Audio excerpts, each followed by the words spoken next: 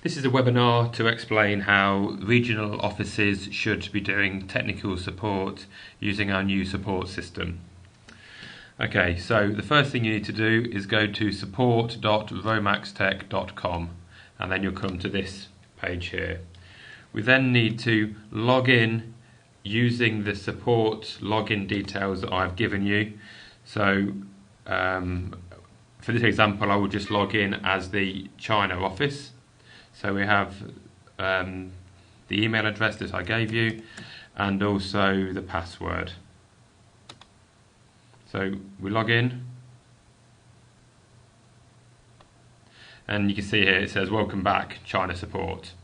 So if any customers have contacted technical support and they are your customers, you will have been updated and you will have been sent an email. You then need to log in. If you go to views and then go to my unsolved tickets, that will show all the tickets that are currently assigned to China support. Let's just have a look at a couple of tickets here. So we can see two here that I've just put forward as an example. Let's have a look at this one first. Okay, so the example support ticket, it's an easy one. So you can see all of the information here has been submitted by the customer. You can see who the customer is just here, and if it was part of an organisation, a company, that would be listed here as well. So you can see the question is, how do I start Romax Designer? That's an easy question. We can answer that. We just type in the answer for the customer, just double click on the icon. Requester can see this comment. We tick this because we want this message to go back to the customer who submitted the issue. If we do not tick that, the customer cannot see the comment. We change the status to being solved. We must specify how long it took us to answer that question, just for tracking purposes. If we think this is something that is useful and we could add it to the knowledge base, we should tick this box, and then myself and the support team will consider using this in the knowledge base that we're putting together. In this case, don't really think it's appropriate. We then just simply select submit, and that will update the ticket and an email will be sent to the customer.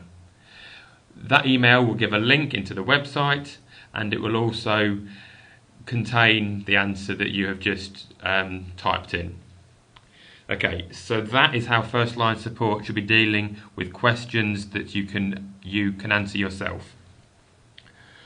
Looking back at the unsolved tickets for China support, we've got this one here. Okay, so the comment was, how do bearings work? It might be something that you can't answer yourself, so you might need to send that to second line support.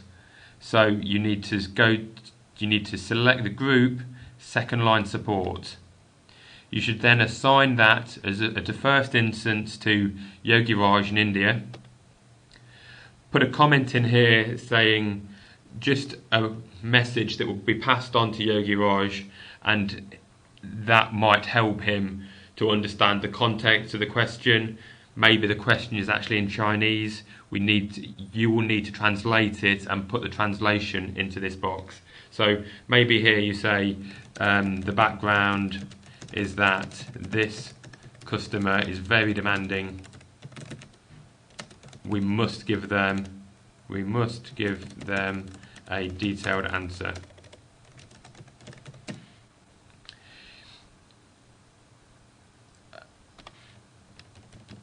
We then do not tick that. We just submit that, and then that will be assigned to Yogi Raj. When he's dealt with it, he will put the answer in here and then send it back to you. The only thing you need to be careful of is that you do not tick this box when it is communication within the company. If we are talking about information that is confidential, or we're discussing how best to answer this to keep the customer happy, we don't want the customer to see what we're saying. So we should really be careful and only tick this box when we want this comment to go to the customer. Okay, I think that covers how to deal with the majority of these issues. There might be a point where the customer hasn't given us enough information. So maybe we want to go back to the customer and say, for example, which bearings are you interested in? Which type of bearings are you interested in? In which case we need to change the status to pending. This means that we are waiting for the customer to get back to us. If we leave it as open and there's no further update on this ticket for 2 or 3 days, the current assignee will be hassled by the system. He'll be sent an email saying, this ticket is still open, you haven't updated it for 2 or 3 days. What we want to do is be clear that we're waiting for the customer. If an issue is pending for, I think, 5 or 6 days, then the customer will be reminded that we're still waiting on them. So it's very important that we correctly set the status. If it's open, that means we're working on it internally, and the assignee is going to be hassled by the system every few days if there's no update.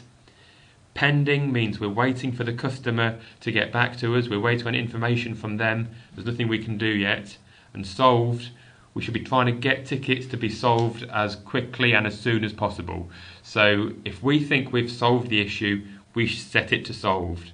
If the customer disagrees, they can reply and they can have further questions or comments, and that will automatically reopen the ticket.